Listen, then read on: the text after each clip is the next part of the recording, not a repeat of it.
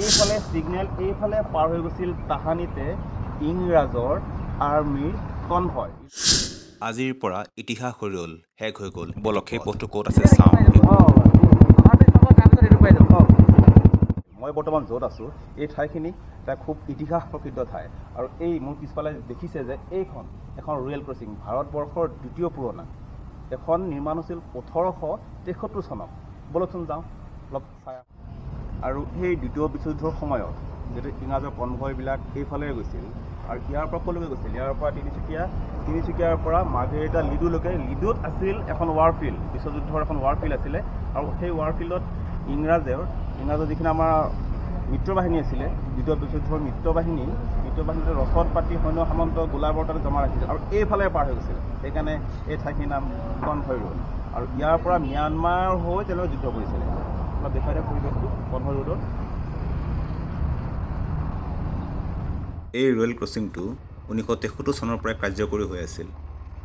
ইংৰাজে তাহানিতে বনাই থৈ যোৱা এইবোৰ চাওঁ, এইবোৰ এতিয়াও তেনেকৈ আছে। এইবোৰ লাইট লেম্প এনেকৈ আছে। দ্বিতীয় বিশ্বযুদ্ধৰ সময়ত এই বিশেষ ৰেল ক্ৰছিংটোৰ সুকীয়া মহত্ব আছিল, আৰু ইয়াৰ পৰাই এনেকৈ ম্যানমাৰৰ পাংচুপাছলৈ যোৱাৰ পথ আছিল এইটো। এই বস্তুবোৰ দেখিছে, এইবোৰ ইংৰাজে বনাই থৈ যোৱা, আৰু এতিয়াও এইবিলাক এনেকৈ কি ধুনীয়া হৈ আছে। এইবোৰ ইংৰাজে তাহানিতে বনাই থৈ যোৱা, কাৰণ এইটো ৰেল ক্ৰছিঙে আছিল। এই ৰেল ক্ৰছিংটো বহুত পুৰণা। আৰু এইখন ক্ৰছিংটো কিমান পুৰণা? এইটো ৰেল ক্ৰছিংটো 100 বছৰ ওপৰ। আপোনালোকে সৰুৰ পৰাই দেখিছে এইটো ক্ৰছিংটো? বহুত পুৰণা আৰু আচ্ছা, এইবোৰ তেতিয়াৰে কিজানি বস্তুবিলাক, এই বস্তুবিলাক তেতিয়াই মৰা আছিলে। এইফালে ব্ৰিটিছ সৈন্যৰ কনভয় অহা যোৱা কৰাৰ বাবে এই পথটোৰ নাম ৰখা হৈছিল কনভয় ৰোড। ৰাজধানীৰ ৰাস্তা এটাই হ'ল সেইটো পানীপুৰৰ ৰাস্তাটো।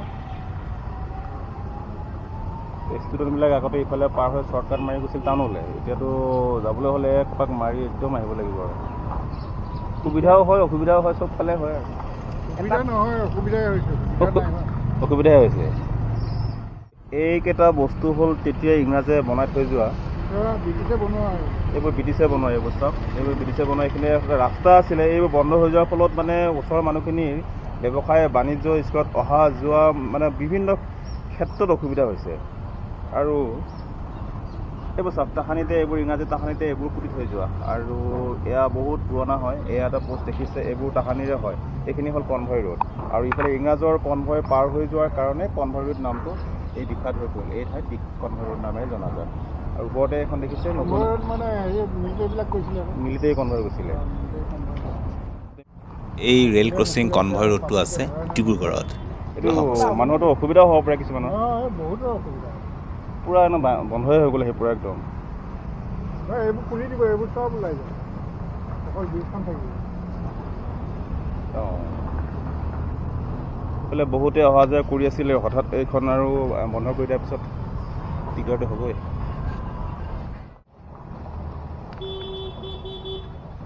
আৰু এই ইতিহাস প্ৰসিদ্ধ, বুৰঞ্জী প্ৰসিদ্ধ এই ৰেল লাইন, আৰু এই ৰেল লাইন বন্ধ হৈ গ'ল।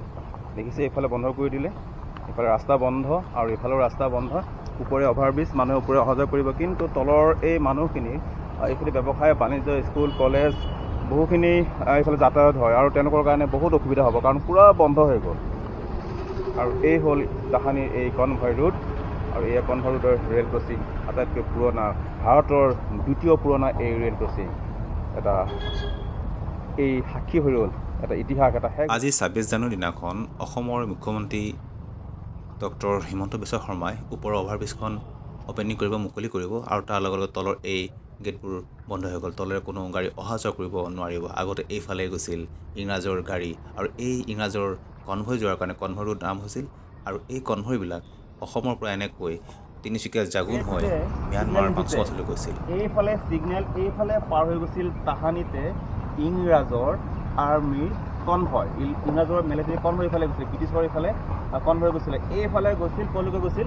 লিডু মাৰ্ঘেৰিটালৈ, তিনিচুকীয়ালৈ। আৰু তেওঁলোকে এই ছিগনেলটো পাৰ হৈ গৈছিল ম্যানমাৰলৈ, ম্যানমাৰৰ পাংচুপাছলৈ। কাৰণ তেতিয়া সেইখিনি সময়ত গোটেই ভাৰতবৰ্ষতে দ্বিতীয় বিশ্বযুদ্ধৰ গোটেই পৃথিৱীতে দ্বিতীয় বিশ্বযুদ্ধৰ এটা পৰিৱেশ সৃষ্টি হৈছিল আৰু এইখিনি চাওক বন্ধ হৈ গ'ল ছিগনেল এতিয়াও এনেকৈ আছে এই ছিগনেলটো চাওক মই দেখা দিছোঁ এই ব্ৰিটিছে তাহানিতে বনাই থৈ যোৱা ছিগনেল এইবিলাক বা এইবোৰ চাওক এই ছিগনেলবোৰ এই আগতে এনেকুৱা লাইট জ্বলা আছিলে এনেকুৱা ধৰণৰ